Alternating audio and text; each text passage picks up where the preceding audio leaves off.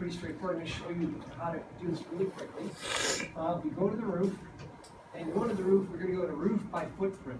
Okay, now, when you're drawing a roof, it's going to say, hey, by the way, you created a roof on the lowest level. Would you like to move it to level 2? You always say yes, because it knows what it's saying. Yep, we want to move it up. Now, here's where anytime you're creating some kind of a drawn element that's going to be basically kind of a boundary type element, you get this screen. Okay, now I want to point out what's going on here, because it's giving a bunch of choices. First of all, the mode you're in right now is going to allow you to either say, yes, I want to keep it, which is the green check mark, or the red X means I screwed up. I don't want that. Now here you have a bunch of choices. You have line, rectangle, polygon, edge polygon, circle, arc, and so forth. This is a fillet, by the way. And this is a choice right here called pick walls. So since I've got walls in position, I can use that. Now, one thing that we need to think about, though, is if we are working with a, if we're working, am I doing, yeah, I'm doing basic roof right now. I'm going to change my basic roof to this one. I'm going to use my Wood Raptor 8-inch asphalt shingle. I'm going to use that one. Okay, just to give it a better look. You can change this if you forget. But this right here says what? Pick walls. I can just pick the walls here. I could also draw it with just a polyline. Just draw a line and connect it. Now, an overhang. Typically, an overhang for a roof can be anywhere up to 2 feet. We're just going to say 1 foot. Just maybe 1 foot right there. So we have 1 foot overhang. Now watch this. I go ahead and it's asking me to start picking walls. So I go ahead and click on this wall and see the magenta line.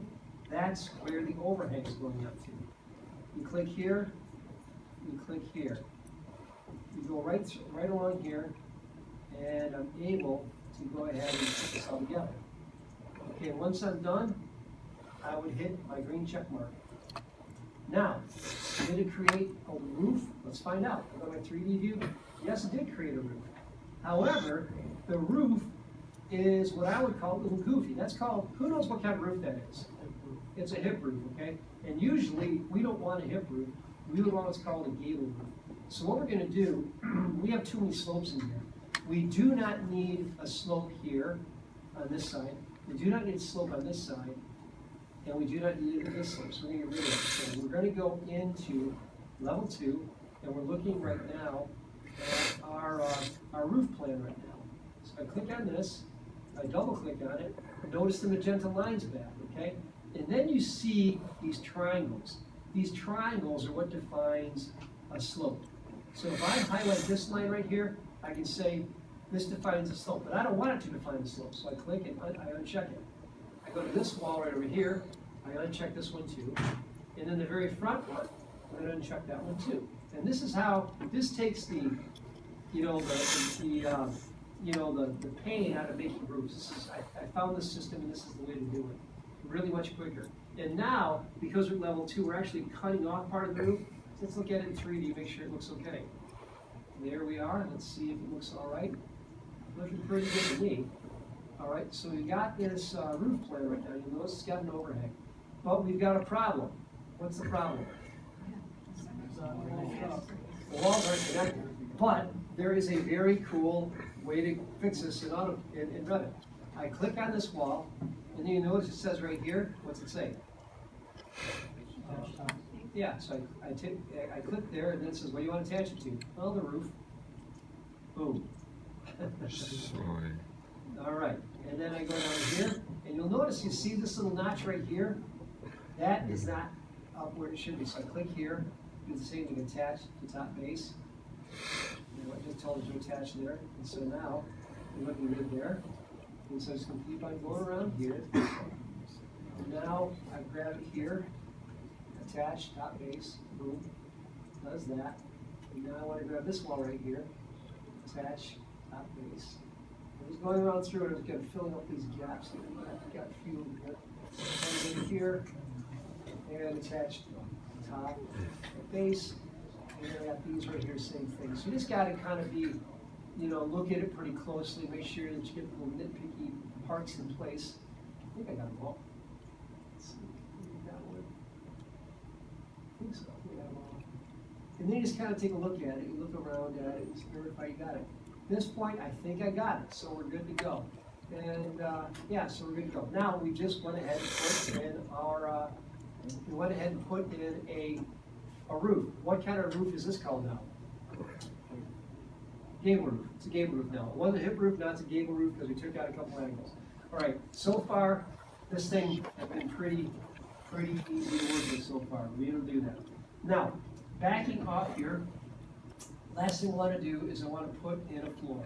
So go back to level 1, and I want to put in a floor. So I click on floor, and I want to put in a floor architectural, and I'm going to put in a generic floor, 12 inches, just to put in something that looks good. So I'm going to do the same thing, pick walls right here, because I got my walls in place. I put here, here, here, here, and here, check mark. Let's see if it came out okay. See that now? All right, see that? Now we have that information right now.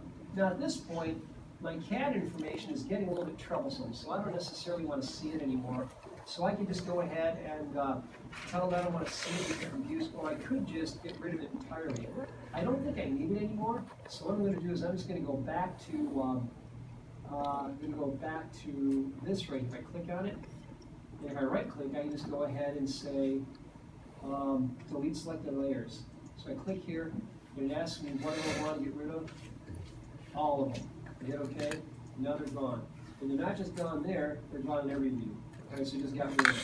So I don't need my CAD plan anymore. Now look at this nice floor plan I got. Very nice looking floor plan. And at this point I could just go ahead and do some shade in this if I wanted to. And it's giving me, why do you think it's giving me that gray color? Why is it doing that now? Because the floor. There's a floor in there now. There's a gray floor. It's showing me that. So I could go with hidden line if I want to. Gives me a nice look there.